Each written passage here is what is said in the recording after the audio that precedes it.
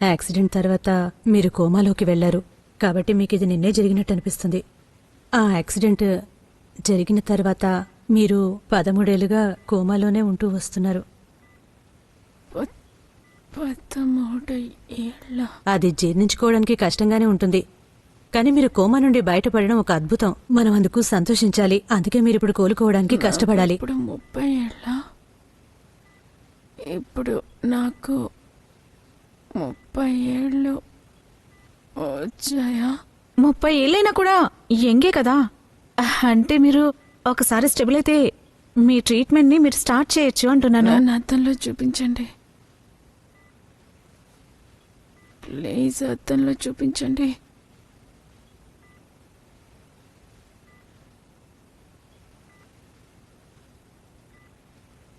ఈ అద్దం విచిత్రంగా ఉంది.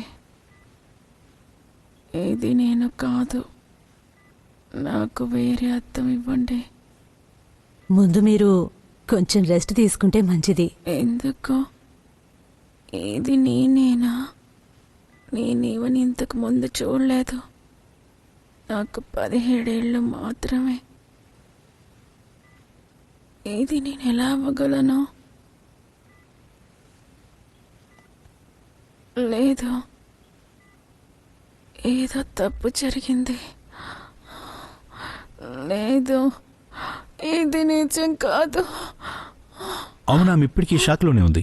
తను పడుకుని లేచి చూసేసరికి సడన్ గా 17 ఏళ్ల వ్యక్తి 30 ఏళ్ల వ్యక్తిగా మారిపోయింది.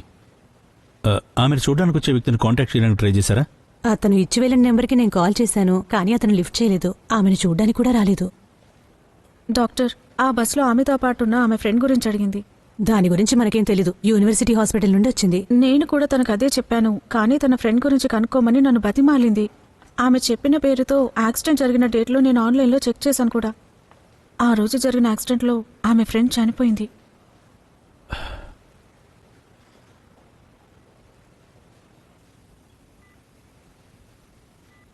సుమియా, హే సుమి!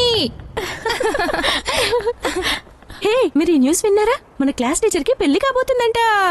నిజంగానా? టీచర్ పెళ్లిలో మనందరం పాట చాలా మంచి పాడాలి. ఐడియా చెప్పావు నువ్వు. ఖచ్చితంగా పాడతాం. మొత్తానికైతే ఆవిడకి 30 సంవత్సరాలకు పెళ్లి కాబోతుంది. అవునవును, పాడాలి, ఖచ్చితంగా పాడాలి. 30 ఏళ్ళంట. నీకు 30 ఏళ్ళు వచ్చేసరికి సారా చంగ్లా నువ్వు కూడా పెద్ద వైలిన్ ప్లేయర్ అవుతావు కదా. నువ్వేమంటావు చెప్పు. హే, ఒకవేళ పెళ్ళై నాకు 3 పిల్లలు పుడితే? ముగ్గురంటే ఎక్కువ కదా. అవును.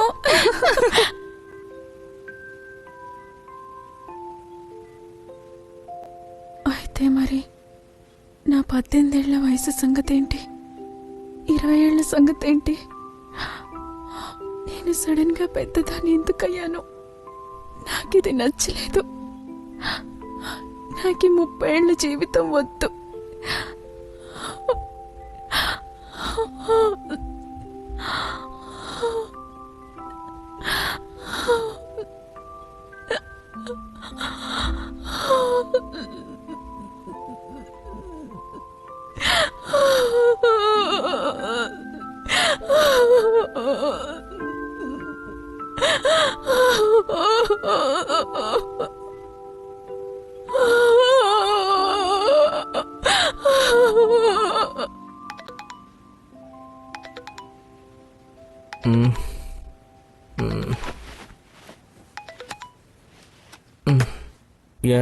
Good morning.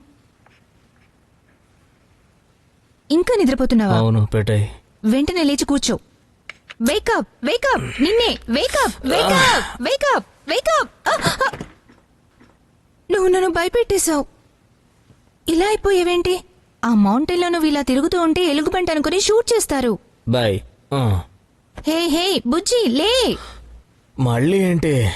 ఏంటసలు నీకు మనస్సాక్షి అనేది ఏమైనా ఉందా? ఇంత లాంగ్ బ్రేక్ ఎలా తీసుకుంటావు? 6 మంత్స్ వర్క్ చేసిన తర్వాత 6 మంత్స్ బ్రేక్ తీసుకుంటావా ఏంటి? నువ్వు ఇయర్ మొత్తం ఇలానే ఉంటావా? నువ్వలా ఊరికే తిరగడం ఆపేసి జూలై లోపు తిరిగి వచ్చేసాయి, లేదంటే నేనే నిన్ను తీసేస్తాను. ఒకవేళ నువ్వు తీసేయాలనుకుంటే నన్ను క్రొయేషియాలో పడే. హలో, సరే అయితే నేను పడుకుంటాను. హే ఈసో, నువ్వు నన్ను భయపెట్టావు. ముందు అద్దంలో చూసుకో. నువ్వు మనిషివా ఎలుగుబంటివా? నువ్వు హీసుతో మాట్లాడుతున్నావా? అవుననుకుంటా. ఈసారి బ్రేక్ ఎక్కువ కాలం తీసుకున్నావు. జూలైలో మీ బావగారితో కలిసి మెడికల్ సర్వీస్కి వెళ్తున్నా. దాదాపు 6 నెలలు ఆఫ్రికాకి. Have a safe journey. చాన్ సంగతి ఏంటి? అందుకే నీకు కాల్ చేశాను. చాన్ని నీ దగ్గరికి పంపిస్తున్నాను. నీకు ఏ వర్క్ లేకపోతే ఒకవేళ వర్క్ ఉన్నా ఇంటికి వచ్చేసేయ్.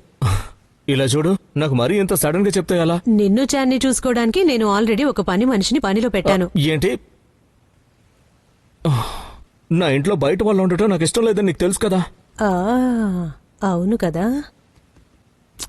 అయితే నువ్వు రోజు చాన్ని నిద్రలేపి స్కూల్కి పంపిస్తావా? వాడికి వేళకి భోజనం చేసి పెట్టు. స్కూల్ యూనిఫామ్, జిమ్ బట్టలు ఉతికారే. అయినా నువ్వు చూసుకునేది పెద్దవాడినిలే. నువ్వు చేయగలవు. అయినా అసలు బట్టలు నేనెందుకు ఉతకాలి? ఈ విషయం బాగా గుర్తుపెట్టుకో. అది మన అమ్మా నాన్నల ఇల్లు కదా. చెప్పాలంటే నువ్వు వాళ్ళ మీదే ఆధారపడి బ్రతుకుతున్నావు. ఓకే, చాన్ నాతో పాటు ఉండొచ్చు, కానీ ఆ పని మనిషి మాత్రం వద్దు. ఇలా చూడు. అక్క, హలో హింజుంగ్. నాకు తెలుసు, ఫోన్ కట్ చేస్తుంది.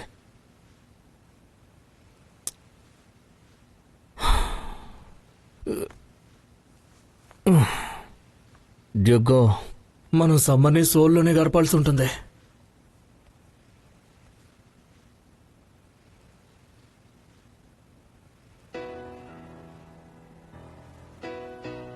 నేను నిన్ను మిస్ అవుతున్నాను చాన్.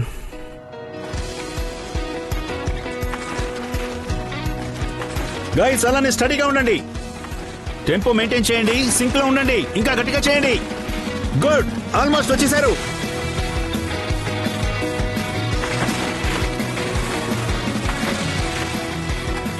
గుడ్, ఆల్మోస్ట్ వచ్చేసారు. అంతే, వస్తూ ఉండండి. ఇంకొంచెం దూరమే. గో గో గో, అంతే. Captain sir. నేషనల్స్ లో ఇయర్ నువ్వు మళ్ళీ జంగ్జూని బీట్ చేయాలి. గుర్తుందా? Yes sir. ఇండివిజువల్ గేమ్ లో కూడా గెలవడం తప్పనిసరి. మీ టీమ్మేట్స్ ని లీడ్ చేస్తూ అదే స్పిరిట్ తో ఈ ఈవెంట్ ను కూడా మళ్ళీ గెలవాలి. అర్థమైందా? వినపడట్లా? ఇంకా గట్టిగా. Okay. Thank you coach. I love you coach. ఏంట్రా ఏదో వర్షం పడుతున్నట్టు? అలాంటిదేం కాదు. ఏం చేస్తున్నావు చాన్? నువ్వు రావడం లేదా? ఇప్పుడు కోచ్ మాటలు విన్న తర్వాత నేను చాలా మోటివేట్ అయ్యాను. నా గుండె రగిలిపోతోంది. గుండెప్పుడు కూడా ఎడం పక్క ఉంటుంది, కుడిపక్క కాదు. ఏమిందరా నీకు? నోరు తెరు. నిన్నటి నుంచి చూస్తున్నా, నువ్వెప్పుడు ఇంతే. లెఫ్ట్ సైడ్ ఉంటుందా? అయ్యో దేవుడా, నీకు కేవలం ఎంటాంగ్ గురించి మాత్రమే తెలుసు అనుకుంటా. డాక్సు, సడన్ గా ఎంటాంగ్ గురించి ఎందుకు మాట్లాడుతున్నావు? ఎంటోంగ్ ఒరే మట్టి బొర్రా, ఎంటోంగ్ అంటే గుండెరా. డియోక్స్, చెప్పాలంటే నువ్వు నిజంగా చాలా తెలివైన వాడివి. హే చాన్, ఎక్కడికి వెళ్తున్నావు? ఎంటాంగ్ దగ్గరికి వెళ్తున్నా. Sundae sundae. I love sundae. ముందు మేము వెళ్తాం. పద. హా మామ్. ఏంటి జూలయా? ఓకే. ఏంటి గాంగ్ మావయ్య ఇక్కడికి వస్తున్నారా? చాలా హ్యాపీగా ఉంది. ఆయన నేను చాలా మిస్ అవుతున్నాను.